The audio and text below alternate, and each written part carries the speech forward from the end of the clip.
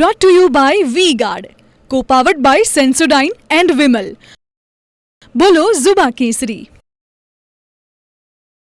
ઇફકોના ડિરેક્ટરની ચૂંટણીમાં ખરાખરીનો જંગ. જી હા, બિપિન પટેલ અને જયેશ રાદડિયાએ ફોર્મ પરત નહીં ખેંચતા જામશે જંગ. એક સીટ પર 3 ઉમેદવાર મેદાને છે. અમદાવાદ, રાજકોટ અને મોડાસાના ઉમેદવાર મેદાનમાં છે. 9મી મેના દિવસે મતદાન યોજાશે. ઇફકોમાં સૌરાષ્ટ્ર અને રાજકોટ જિલ્લાના મતદારોનો દબદબો. કેસરિયાથી મન જોગી થયું રે, દિલ ઝૂમે જુઓ મત મસ્ત થયું રે. કેસરિયાથી મન જોગી થયું રે. હર પળ મનાવો કેસરી તહેવાર. વિમલ, બોલો જુબાન કેસરી. છે કુલ 182 મતદારોમાંથી 68 મતદારો ફક્ત રાજકોટ જિલ્લાના. તો અમદાવાદ, રાજકોટ અને મોડાસાના ઉમેદવાર મેદાને છે. તમને જણાવી દઈએ કે 9મી મેના દિવસે મતદાન યોજાવાનું છે. ઇફકોના સૌરાષ્ટ્ર અને રાજકોટ જિલ્લાના મતદારોનો દબદબો છે. અને જે વિગત મળી રહી છે તે પ્રમાણે કુલ 182 મતદારોમાંથી 68 મતદારો ફક્ત રાજકોટ જિલ્લાના છે. સંવાદદાતા મોહિત ભટ્ટ વધુ વિગત આપી રહ્યા છે. મોહિત, પૂરી વિગત.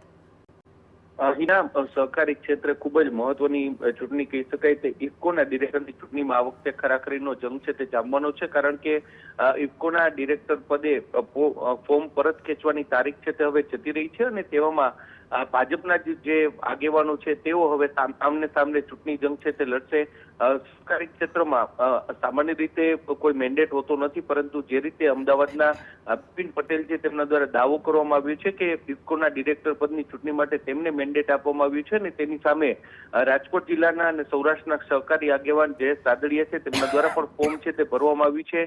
જો રાજકીય સમીકરણોની વાત કરવામાં આવે તો કુલ જે સહકારી સમીકરણમાં 182 જેટલા મતદારો છે, જેમાંથી 59 જેટલા મતદારો છે તે માત્ર રાજકોટ જિલ્લાના છે અને 98 જેટલા મતદારો છે તે સૌરાષ્ટ્રના છે. એટલે હંમેશાથી રાજકોટ જિલ્લાનો ઇફકોના ડિરેક્ટર પદની ચૂંટણીમાં દબદબો રહ્યો છે. પરંતુ આ વખતે જે રીતે બિપિન પટેલ દ્વારા દાવો કરવામાં આવ્યો છે કે પ્રદેશ ભાજપ દ્વારા તેને મેન્ડેટ આપવામાં આવ્યું છે, જેને લઈને જ જરૂરથી રાજકારણ છે તે ગરમાયું છે.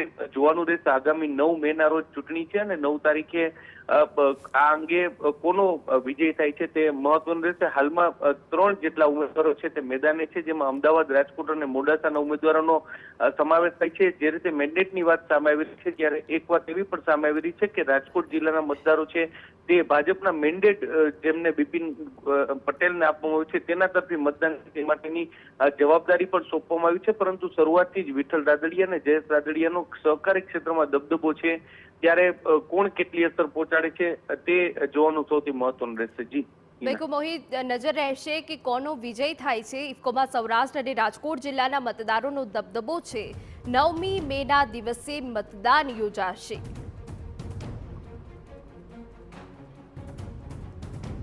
Brought to you by V-Guard, co-powered by Sensodyne and Vimal. બોલો ઝુબા કેસરી.